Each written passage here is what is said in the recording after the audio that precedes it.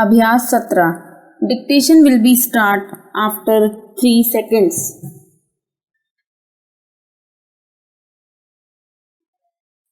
जहाँ तक मेरा अपना संबंध है, मैं स्पष्ट भाषा में कहना चाहता हूँ कि ना तो इस प्रकार के भगवान की हमको जरूरत है और ना इस प्रकार के भगवान की देन की।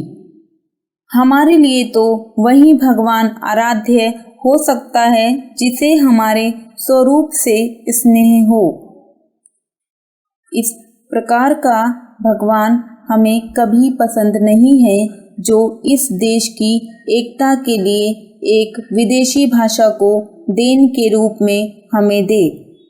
जहाँ तक अंग्रेजी को भारत में जारी रखने का प्रश्न है, आप मुझे इस सत्य को प्रकट करने की अनुमति दीजिए कि भारत में अंग्रेजी भाषा को टिकाए रखने के लिए एक अंतर्राष्ट्रीय षड्यंत्र बड़े पैमाने पर काम कर रहा है, जिसके अंतर्गत यहाँ पर कुछ शिक्षकों और समाचार पत्रों के माध्यम से बहुत सारा पैसा इसी उद्देश्य से व्यय किया जा रहा है कि जिससे इस देश में अंग्रेजी के पक्ष में वातावरण बराबर बना रहे और यहाँ पर ऐसी स्थिति उत्पन्न की जाए कि अंग्रेजी इस देश से ना हटे।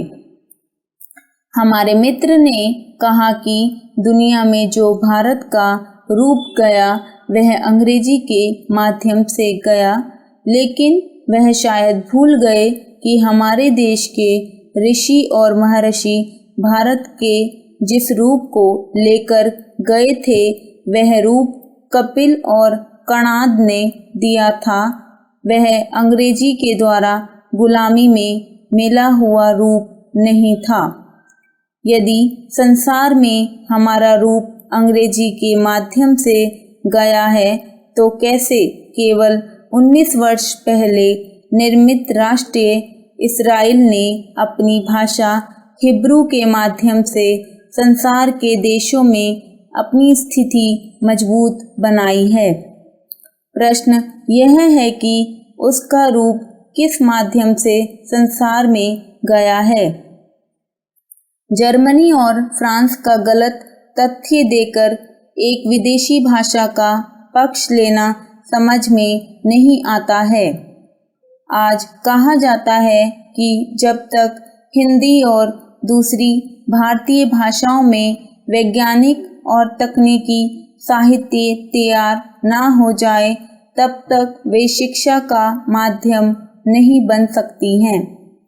लेकिन जब तक ये भाषाएं प्रयोग में ही नहीं आएंगी तब तक उनमें वैज्ञानिक और तकनीकी साहित्य के निर्माण की स्थिति भी नहीं आएगी। इस प्रकार की बातें कहकर कई साल निकाल दिए गए। अगर ऐसी संदिग्ध स्थिति बनी रही तो देश में ऐसा वातावरण कभी पैदा नहीं हो सकता जब भारतीय भाषाएं शिक्षा का माध्यम बन सके। भारतीय भाषाएं तभी शिक्षा का माध्यम